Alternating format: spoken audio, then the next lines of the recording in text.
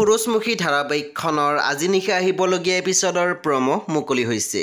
আজিৰ প্ৰমৰ প্ৰথম ভাগত আমি দেখিবলৈ পাইছোঁ পৰিয়ে শুনক কৈ আছিল, তই নিজৰ বুকুত শিল থৈ নিজৰ প্ৰেম ত্যাগ কৰিছ, বহুত কষ্ট পাইছ তই, কিন্তু সেই বুলি তই সদায় এনেকৈ থাকিব নোৱাৰ ন।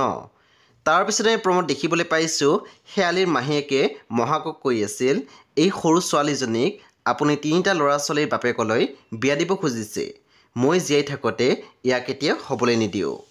তাৰপিছতে প্ৰমোদ দেখিবলৈ পাইছোঁ শেৱালীয়ে কৈ আছিল, উশাহ ল'বলৈ সময় নাই, এয়া ল চহৰীয়া বাবুৰ নম্বৰ।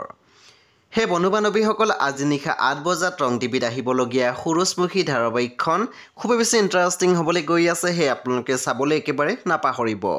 পৰৱৰ্তী আপডেটৰ বাবে আপোনালোকে মোৰ চেনেলটো ছাবস্ক্ৰাইব কৰি কাষত থকা বেল আইকন টিপি দিবলৈ একেবাৰে নাপাহৰিব। আৰু প্লিজ আপোনালোকে মোৰ ভিডিঅ' এটা লাইক কৰি দিব।